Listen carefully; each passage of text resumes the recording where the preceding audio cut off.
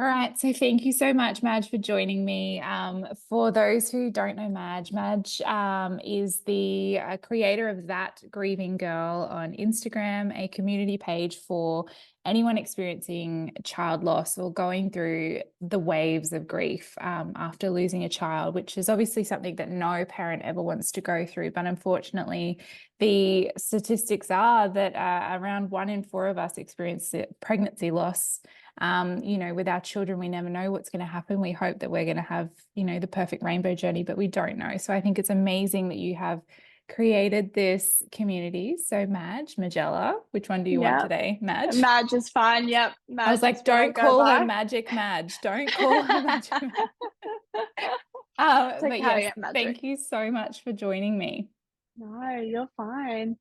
I was actually so excited to come on. I love Yeah. talking about ND and my experience. Yeah, I think it's so important. And I mean, little Indy was here and she left a little mark on everyone's heart. I think that's Yeah, had the pleasure of knowing a little bit about your story. yeah, So let's jump in. So who are you? Tell us about yeah. your girls. Yeah, so I am a mother to two, which I love saying a mother to two. I've got a daughter who's 7 years old, and I have another daughter who would have been 3.5 now. And so I fell pregnant with my second child, would have been back in 2019 now. And at 12 weeks, we found out, we went and had, just like your normal scan. I didn't really think anything of it. And we found out that she had a genetic disorder called Noonan syndrome, which at the time was so shocking. But once I'd kind of done my research, I was like, oh, it's not actually that bad. They can have some physical deformities, they can have congenital heart problems, but some people can, be 30 years old and have no idea that they've even got it. So at that point, it really wasn't too crazy. It was a massive shock for me, but I kind of made peace with it. And I was like, I could have a child that could have a disability. Um, and so I went my whole pregnancy kind of, just like going through the waves of what that grief felt like. And then probably around 30, oh, it would have been about 28 weeks, 30 weeks, my stomach was huge. Like I had intense back pain.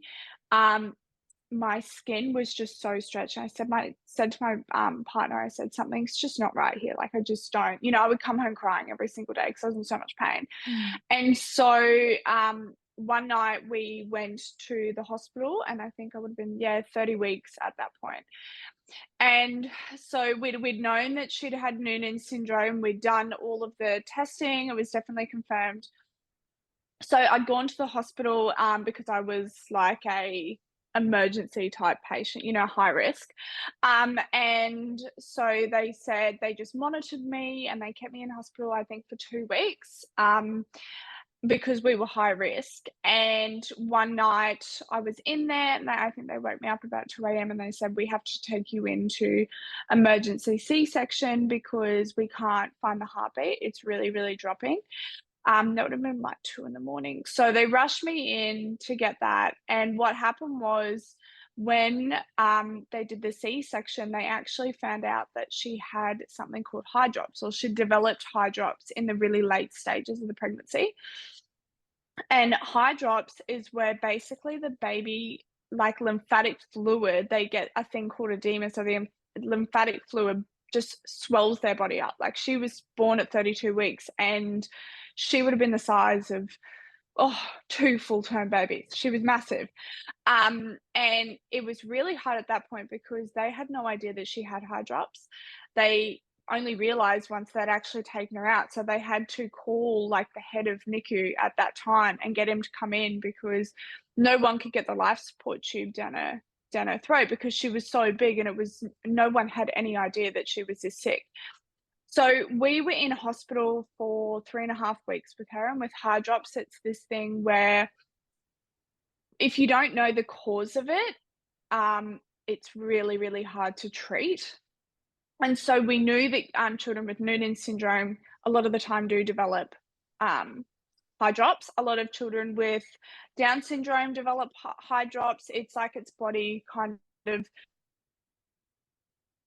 only way that you can actually get rid of the high drops is the baby needed to wee and wee it all out. But the problem was she wasn't, because her organs weren't working. They were so congested, they weren't working, so she wasn't able to process it. So we were in there for about 3.5 weeks.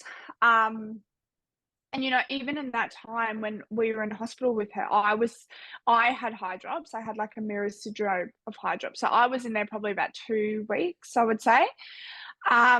And so that in itself was a pretty traumatic experience, because not only was she sick, I was quite sick. And if anyone's had a C-section, it's like the most awful experience ever. For me, it was so painful. So we were in hospital for 3.5 weeks with her. And it got to a point where the doctors had called us and we were there overnight. And I think we went home probably about 3 in the morning, maybe. No, so actually we went home in the morning, and then we got a call from the hospital saying, we really need you to come in. She's not doing really well. And me and my partner really had a weird feeling about it. And so we went in and we sat there like the whole time, and we just kind of knew, she really, really wasn't doing well. And so, we were in there till 2 in the morning. And then they said, go home, go and get some sleep. And at this point, it was really hard because we had seen her go up and down like 100 times. Like, we would have really good days with her, and they would be able to drain the fluid out and she'd look like a normal baby. And then you'd go back the next day and she'd just be huge. And it just sent me into a spiral, because it was just up and like it was literally minute by minute. And so they called us back into the hospital and they said to us that we don't think that she's going to progress any further than this. We don't think that giving her more treatment is going to make her any better. We're probably just extending her life. And it's, she was completely sedated. She didn't have a really great quality of life at that point. So at that time, my partner had said to me, I think it's time that we have to let her go. And so we kind of had to make that decision. And for me, and even when I look back on it, it's really funny, but when I look back on it, at first I said, no, I don't want to give up yet. I don't want to give up. And it was kind of because I didn't want to let go. But I knew that I had to let go of her, because she, her quality of life, there was nothing progressing. And so, and at that time it was COVID. So Oh my God, the worst. Yeah, it was really, really hard, because none of our family had actually come in to see her. We had my sister-in-law, actually, she kind of did the whole journey with me. She was the only one allowed to come and see Indy. So she would kind of step in for me when I couldn't be there, because as being a NICU mum, it's so exhausting. And you want to be there 24 hours a day and you can't. So she was amazing. She would come and step in when me and Nate couldn't be there. So, so at this time, no one had really met her. So the hospital was so beautiful and said to us, get all your family in, get whoever you want in. We're going to put you in like a COVID room, which was just a room that they would put if babies had COVID. They would go and put them in this room to, isolate. So we went into the isolation room for the whole day, and we had people from like his family's church come in. We had all of our family, my family, his family, and basically we're just with her all day. And at this point, it was the most surreal day, because that you're about to experience the most painful thing ever, but it's like, honestly, you hold on minute by minute. Like every single minute is so valuable. And it was like to the point where, I think we'd been there about 9 hours at this point. And once everyone had kind of left, me and her dad were sitting on the couch with her. And I remember thinking, like, I had the biggest headache in the world. I've seen photos and I look absolutely wiped. And we sat with her for probably maybe about an hour or two. And it was really hard because it was like, how long do we sit here with, like, I could sit here for days, but where, how are we gonna move through? I knew that we had to move through with this. I knew we had to do it. But yeah, it was so difficult. So we had to take the life support out, and I remember I said to the doctor at the time, I said, "How long is it gonna take? What's gonna happen?" And I'm sorry for anyone listening to this, as I'm being quite open here, but um, and he said, it could take a minute, it could take 10 minutes. We just don't know. And she literally passed away in seconds, like seconds. And I think probably one of the hardest things for me was watching that life go. And I remember sitting there and like, just watching the life of your child go is just so extreme. And I remember screaming, like, being like, get her off me," because I and sometimes I look back and wish I never did that, but in that moment, I can't change what I did. Um, and I remember saying to him, yeah, screaming, going, get her off me," and yeah, it was so awful.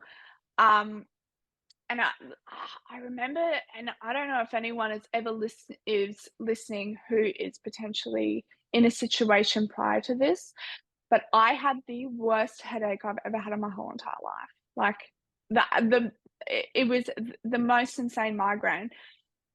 And I remember saying to the nurses, "Can I please have some Panadol? Like, my head is about to explode and I can't focus on what's going on because I'm in so much pain." And they said, "We can't actually give you Panadol. We can't administer you anything because you're not a patient here." Mm. And I remember thinking, if anyone has to go through this, I'm gonna tell them to bring Panadol. Yeah. It See, was what I would do in that situation is probably just accidentally leave a packet. Like, that's well, ridiculous. I mean, one of the nurses actually went and got me some, Yeah. and she's like, "I'm not meant to be doing this for you, but I'm gonna go do it because it's extreme." But yeah, so we left the hospital, and actually we were so thankful because like me and my partner said, we can't stay. Like, it's as much, and looking back at it now, even that, I wish I stayed, because what they did was they got a photographer in, they bathed her and wrapped her and got a photographer in. And at that point, I still live with so much regret that I didn't stay there and do that. But actually, my sister-in-law, she did it, and my mother-in-law did it. And I love that they got to do that. And I'm so thankful and blessed that they did that for me, because even for them, it was quite traumatic to do that. But it was just something in that moment that I couldn't do. And if I look back now, I probably would change that and I would go and do it. Um, and so, yeah, and so we left the hospital with no baby. And honestly, it was like, it's just the worst thing that I think any parent can experience. It's awful, but it's so sad because it happens so often. And I think even what I realized when we were in the NICU, how they talked about it was just, it was almost like I really struggled with the fact that I had so much hope, and the nurses and doctors had hope, but because they know statistics and numbers and all of this stuff, it was like they kept knocking me down, and I'm like, "No, she's gonna live, she's gonna live." Um, so yeah, so that is a bit about Indy. Her name's Indy. Um, and so basically, like, after I kind of went through that experience, I probably went through, mm, like, I'm still healing from it. I'm still processing it. I don't think anyone really gets over child loss, no matter, like, if you had your child or not, or if it was in birth, whatever. I just don't think anyone really deals with it. I think you learn to grow around it. But one thing I guess that I've found is that this once you leave the hospital, there really isn't that much support. I think we had, a counsellor who was in the hospital with us. We got a call from her, which was really beautiful. But there really isn't that much support, and when you're going through something like that, people around you don't know how to talk about it, and it's no one's fault. That is just it's a really hard topic. You don't wanna say the wrong thing or make someone feel uncomfortable. But yeah, it was so hard. It was so isolating. It was like the only person that knew my pain was her dad, and still to this day, like, it feels like that. Yeah. Um, and so, yeah, and it was really hard because we had a daughter who we love so much, and trying to explain that to her and trying she met her sister once Yeah. because obviously she wasn't allowed to come into the hospital and not until that last day. Um, and so navigating that, like navigating how to keep parenting and how to keep going whilst you're going through that grief was extremely hard. And there's a lot of parts of that I actually don't even remember, to be honest. I think I That's trauma. that's trauma. And completely like blocked it out. And even like I was saying the other day in some of my posts, I wrote down a list of things that I have experienced since then. And, one of the biggest ones was that I could never find my car in a car park, like ever. It could be like a two-road car park and I can't find my car. Yeah. And there's just so many, I think, things that happen when you go through that type of trauma that we don't even realize are parts of it. Mm. And that's where it's like there's really not that much help out there on how to navigate trauma from losing your baby. Yeah. And I mean, I think grief is grief and trauma is trauma, but there's a different type of trauma when it's child loss, Oh, absolutely. It's a league of its own because I think especially, and I know your partner obviously felt a huge loss, but I do feel, that baby was in you. That was your Yeah, little egg. It's been there since you were in your mother, like, and that's yeah, gone, that's so huge. And I think, yes, it makes people uncomfortable because it makes them emotional. And I think it yeah, reminds them of the fragility of life. Like, we don't know what tomorrow's going to bring. You were healthy in your 20s when you conceive this child. There's no reason for it. mhm, You met all those, I guess, the things that you should do. You were young, you were healthy, you were fit. yeah, There's no reason for it. And when I was at uni, one of our lecturers, her specialty was palliative care for children.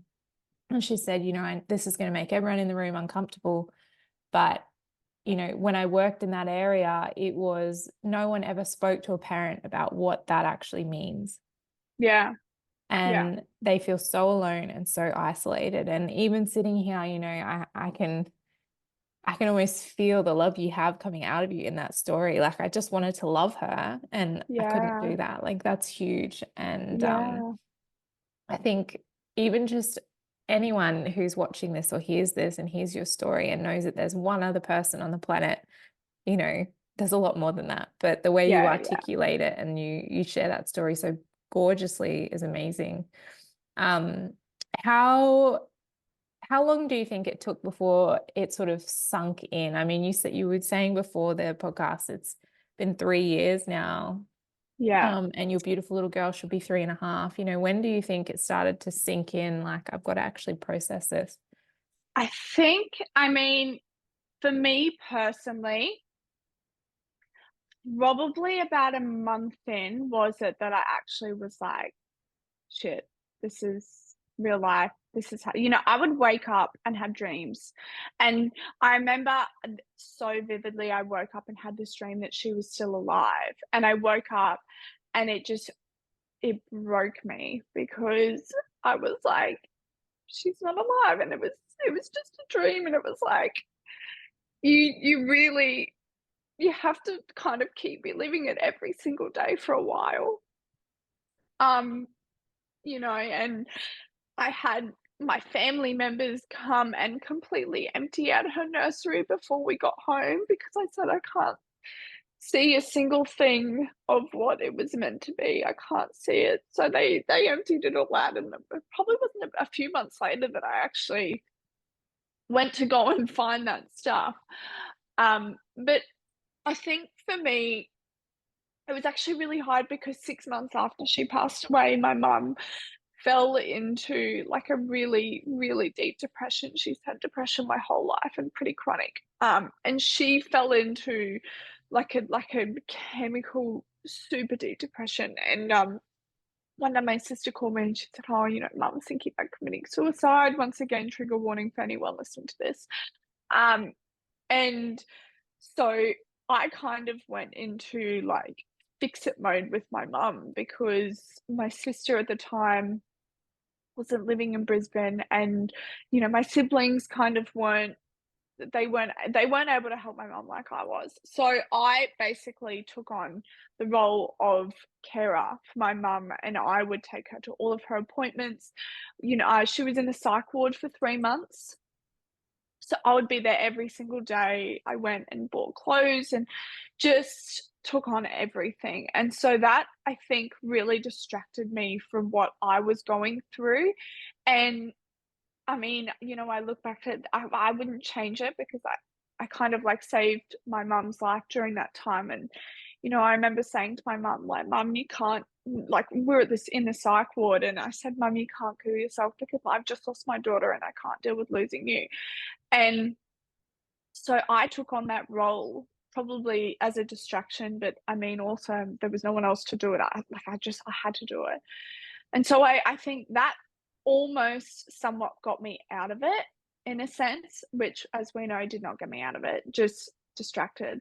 And then I actually went to a charity ball called Ladybird, and our cousins had said, "Come to this ball. I think you'd really love to come." And it was all about bereavement care. And I'd actually been really good about Indy. I was so positive, like, "She's given me purpose. I'm so okay with it. We had a birthday." Like, I felt good about it. And I went to this charity ball, and I remember seeing a table full of picture frames of all the babies and the children that had died. And oh my God, it just sent me into a spiral. And I'd listened to this mum. They have a keynote speaker every year. And this mum talking about, I actually kind of know what it would have been about, it was about bereavement, and she'd obviously lost her child. But I was sitting there, I think I'd had about 3 glasses of wine in 2 minutes, like, just chugging it back to stop myself from crying at this table. And I ran into the toilets and I bawled my eyes out and I said, "I'm not okay with this." And of course it's gonna be triggering. I'm in a room full of other bereaved parents, and I'm in a room where we're talking about bereavement. But, I kind of realized then that I probably wasn't okay, but I didn't know what to do with my grief. I didn't know that there was nothing out there. I didn't know what to do with it. At this point, I'd never, done any healing stuff. I'd never it was just, you just keep going, man, just keep going. And it was really funny because I put this persona on of, "I'm so okay with it." And I was like, "I'm so okay with it. I'm so at peace. I'm so," all of these things as, like, just the biggest mask to not feeling the pain. And it's one of those pains where you want your child so bad and you can't have them. So it's easier to be okay with what happened than be angry and be upset and be like, "Fuck you, world. You took away my child and now I don't get to have that," which is sometimes how I feel now, where I used to never feel like that. And I avoided that feeling because I can't change that. So that meant I had to keep feeling it. So, yeah, and I remember even I reached out to Laura one day and I just said, "I don't know what to do with this." And actually at that point, I didn't take on her help. I didn't kind of go down that journey. I just kind of kept going with it because at this point I was like, "I'm fine. I'm okay. I Yeah. don't I'm all good. I can have birthday parties and I can talk about her, and I love talking about her, and I'm so okay." And it wasn't actually until last year, obviously I'd started working with Laura, and I went to one of her retreats, and she said to me, she goes, "You talk about Indy as if she's just a bike rider riding past you."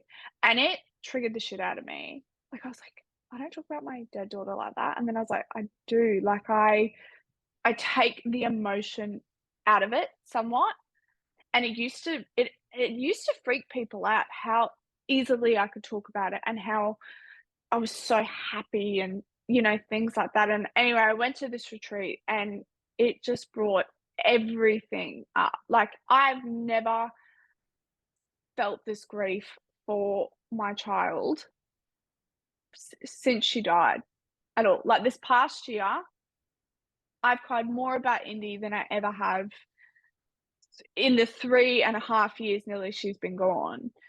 And the grief comes with this, like, anger, this frustration, this, like, "Fuck you, world. Screw you, everyone," And looking back at it, I delayed that process so much. Yeah. Like, I by not feeling angry, and not feeling upset, and not feeling hurt and sad, and all of those things, I delayed the whole process. And Yeah. I think as mothers and as parents, that's what we do to try and avoid the pain, because it's no one wants to feel the loss of your child, but it's going to come back, and it's going to come back later and bigger and stronger and harder if Mm. we don't learn to navigate it through that moment. Yeah, and also at that time, like you had no one to guide you and tell Yeah. you this is what you meant to feel and this is normal and it's okay to Yeah. say fuck you world and it's okay to be so fucking angry that this is what happened. But if you don't have someone that is telling you that that's okay to do, then you do a survival mode, which is Yeah. shut down. And I'm happy, it's okay, it's all worked out, it's all fine. Like Yeah. I think that, yeah, the conversation needs to be like she was here and she mattered. She Yeah. mattered so much. Yeah. Um, so you've started this beautiful community. So tell me Yeah. a little bit about, your heart leading you to do that, because I know this is a recent thing for you. And I saw the most beautiful post of you letting go of a balloon for Indy at the Yeah. ocean. And I just thought, like it should be 3.5. It should be loving playing in the sands right now. Like what a beautiful place Yeah. to do that.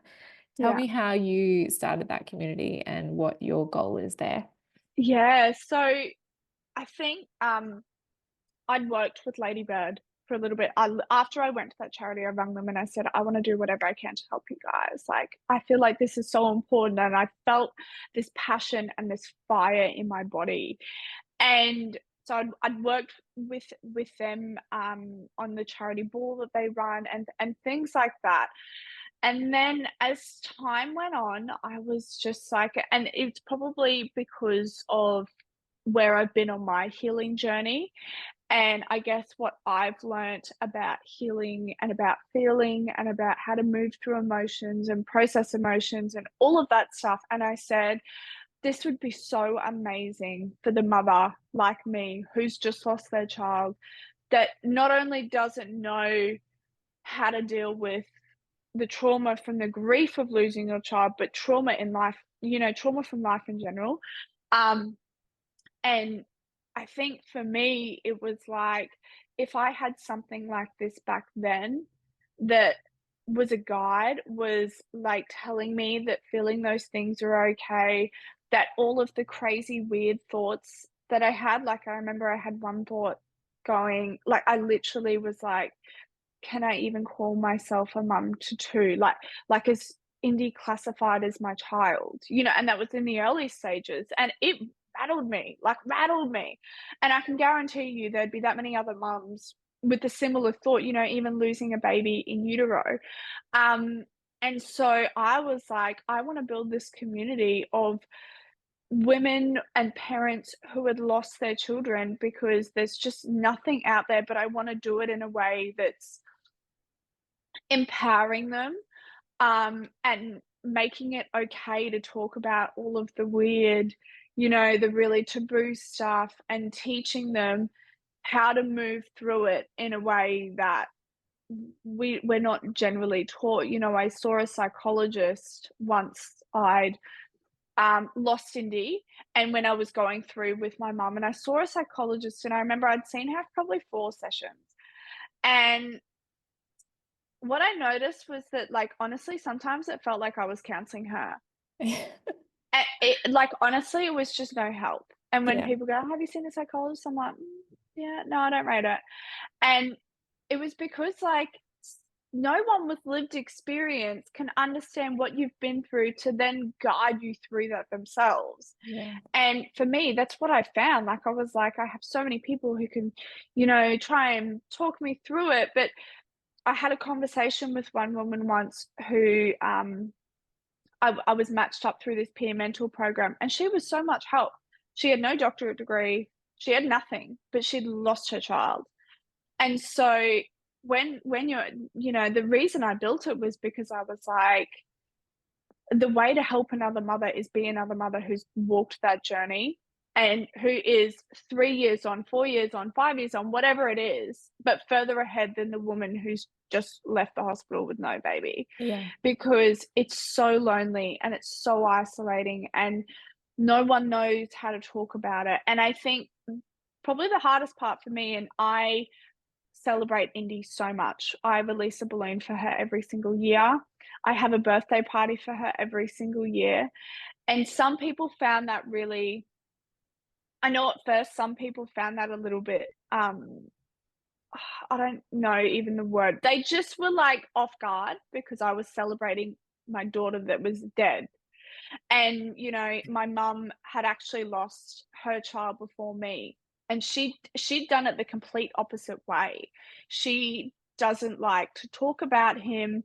She kind of suppresses it a little bit, and everyone has their own way of dealing with it. But, I always say to my mum, "Do you think sometimes that if you had the knowledge that we have now that you might do it differently?" And she didn't even come to Indy's first birthday, um, after she passed away because she found it so triggering for herself, which I 100%, understand. But I thought to myself, like, if you had someone showing you a different way, would you maybe have carried it the way that you have? And I remember thinking to myself when we were actually pregnant with Indy, there was a girl on Instagram that my sister-in-law showed me, and she had carried her baby full term, knowing that her baby was gonna pass away.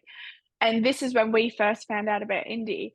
And I said, "How inspiring is that?" Like, and she shaped my whole pregnancy. Yeah. She shaped everything for me.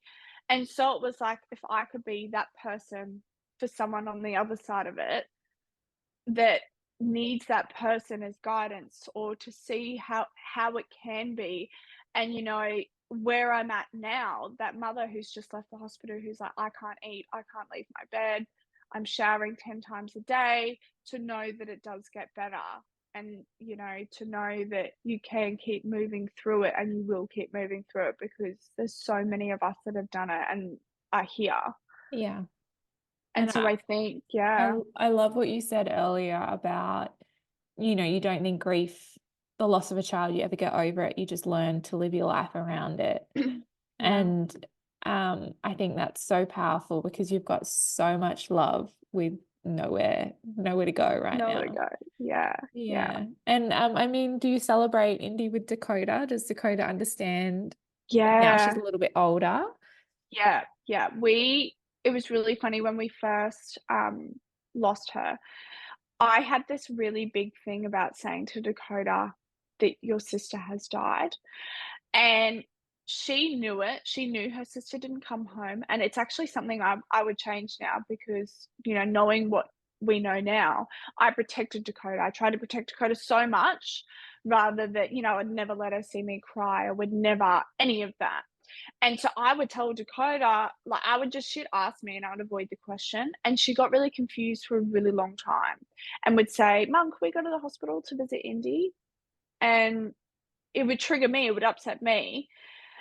because I would have to be like, "No, honey, we can't go to the hospital and see Indy." She thought she was in hospital sick for, like, another 6 months after, Mm. and it was because I didn't tell her about death. I didn't want to explain it to her, and yes, she was young. She was 3, I think, 3 and a half, but I I really didn't unravel, and I wish I did, Yeah. because death is a part of life. Mm. Your children are gonna experience it no matter how old they are, Mm. and, now we celebrate Indy so much. Like, Dakota is like, she's had arguments with kids at school saying, I have another sister, I've got a sister. And they're like, Where's your sister? She's never here with your mum. She's like, She's a butterfly. I have a sister, she's a butterfly, because we say that Indy's a butterfly.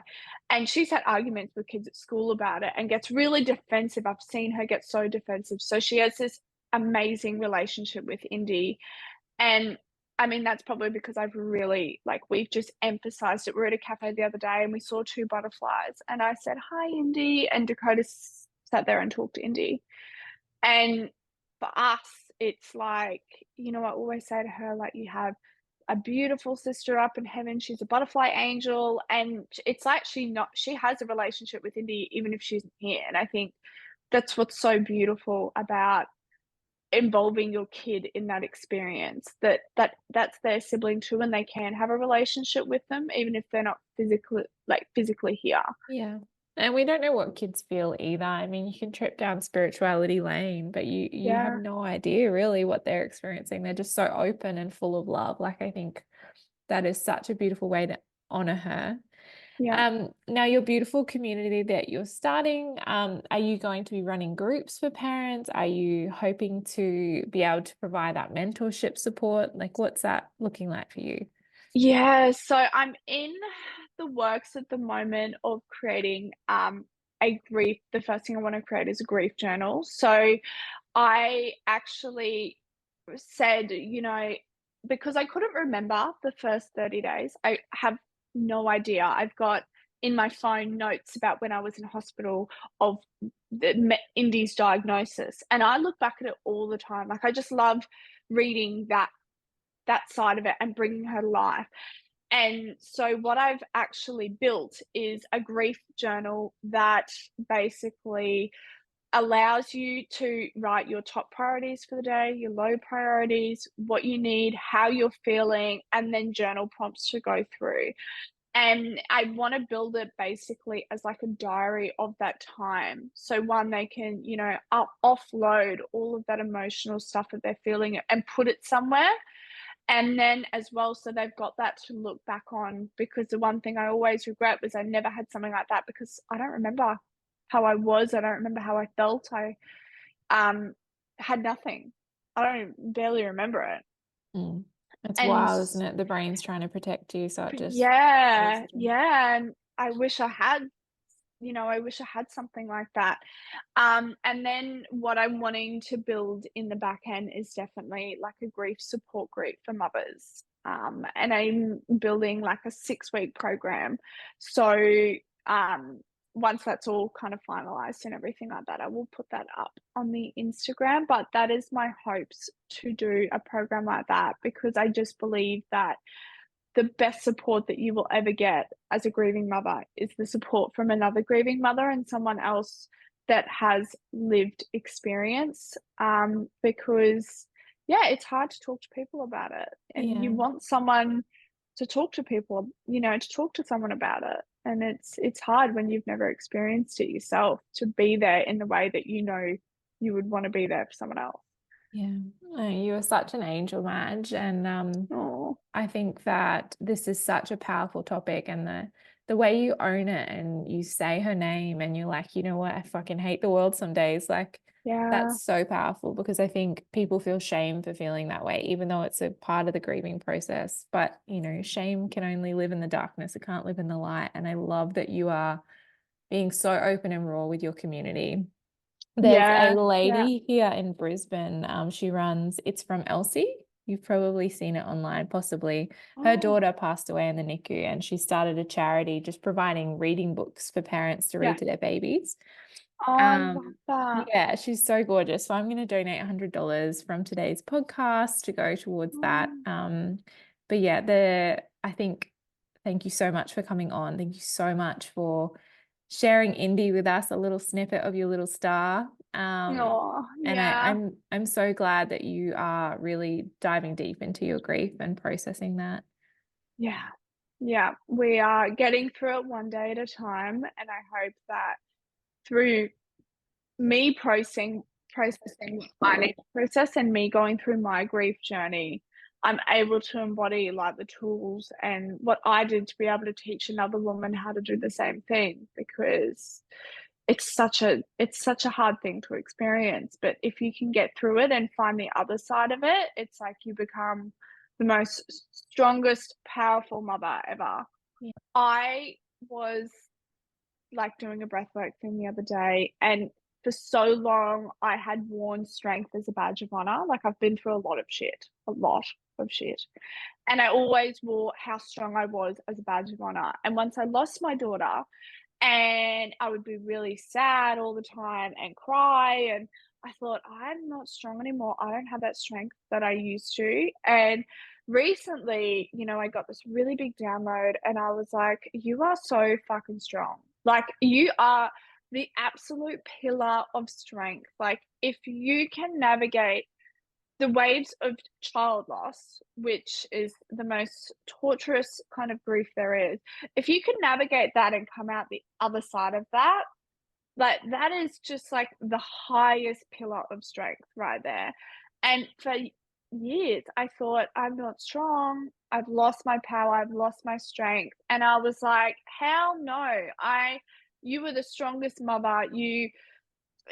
Mothers that go through that are the strongest mothers out there. It is insane. And I feel like sometimes we feel like we're not strong because we're breaking down all the time, or we're crying, or we can't handle stressful situations because we're just in this grief pit.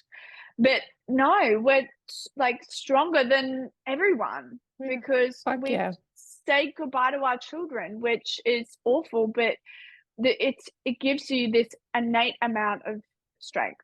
Yeah. And I think that as grieving parents, we lose that because we feel so much and think that we're a soppy mess. But we're actually quite the opposite. We're like the most strongest out there. Fuck yeah. And Full body yeah, goosebumps. yeah, I So love that. true. It is. So true, Yeah, Madge. Like, yeah. wow. You're And it amazing. takes you to get through it though. And Yeah. if I could remind anyone that they are so strong, and especially when you're like cannot get out of bed and you don't even have the strength to make yourself a cup of soup because you're Mm. in your grief, like you will come out stronger and more powerful, and you join the grief club, Mm. and it's a great fucking club, It's a as great sad as it fucking club. is. It's a horrible club you never asked to It's be part yeah, of. yeah, Yeah. but you know what, you're in it, and then yeah, you're so strong. I guess one thing I didn't ask, and since we've started re-recording, 'cause Yeah. we We've got just back got into too it. much, yeah. What would be, the first steps to getting out of bed? I know that sounds so simple, but when you're in it, it is not simple. Do you think Yeah, it's just back to basics? it is so back to basics. Like, if you wanna hide under the covers, hide under the covers. If you want to watch Gilmore Girls or Gossip Girl or a mindless TV show that takes your mind off it, do it. I think so many of us try and exert ourselves and go, let's move through this. You just have to be in it, and it doesn't matter how it looks for you. And if you want to cry, I think I showered 5 times a day. Um, and of course, it's hard when you've got another child that you still need to look after. But that's when you ask for support. You ask for help or you receive help. And I think that was the biggest thing, that I'm the worst at receiving help and asking for help. And I didn't. I luckily had family that forced it upon me, which was such a blessing. But ask for help, like ask for help and receive the help, and just rest, Mm. sleep. like sleep and rest and cry and be sad, because one day you will wake up and it gets a little bit easier and a little bit easier, but it's, you shouldn't have to rush it. You've just been through something so incredibly difficult. So the whole point is for you to be sad, is to feel the pain, and it just slowly gets better. Like, yeah, I don't know if there's a whole heap you can do to make it better, if that makes sense. You've just got to ride it through and seek support and seek help and do things that bring you joy. That would be my biggest key I piece. love that. And it's like looking for glimmers, right? Like you Yeah, will find something to smile at again. You will have you a laugh. will. And those Yeah, moments will be so powerful. they will. Yeah. And, if you do have other children that are still in your life, I think I spent so much time just cuddling Dakota and like absolutely reveling in her love. Um, and it was hard because I had to, be strong, and also like let your kids see you cry. Let them feel your pain, Mm. because they need to see it as Yeah. well. And you faking a happy smile and faking that you're okay is not fooling anyone. No, it's Like, gaslighting your children to be like, yeah, yeah, it's fine, but they know intuitively that something's not fine. yeah, yeah. I Mm. think I told Dakota that I whacked my toe every time I would cry. And Mom's real clumsy. yeah, she's not real good at walking. And yeah, I mean, even the other day, I was crying and she said, "What's wrong?" I said, "Mummy's just really sad about losing Indy." And it was like, she was like, "What the hell is going on? Why is my mom crying?" Because I cry in front of her all the time now. Mm. It's, you know, I think kids that's got to feel it. beautiful. Yeah. Yeah, Amazing. yeah, Amazing. All right. yeah. This is it. I'm done. I promise. Okay, I'm not saying anything better. Yeah. No, you're So, amazing. Thank you for coming on oh, and thank you for chatting with me. anytime. Oh, sorry, I'll pop in before I forget. So if you want to find Yes. Madge, she's at that grieving_girl on Instagram. Big things coming, but it's a community for anyone who's experiencing child loss, or you just want to understand the topic a little bit better. I think that's so important to share with Yeah. people. Even if you have family members, I'm also trying to build the community where it's also based around, if you have family members or friends, because I know it's really hard for people that you love to know what to say and how to say it and how to be there for you in a way that a grieving mother might need. Yeah. So yeah, anyone experiencing baby loss, check Thank it you out. so much, Madge. Thank you. Oh, thank you.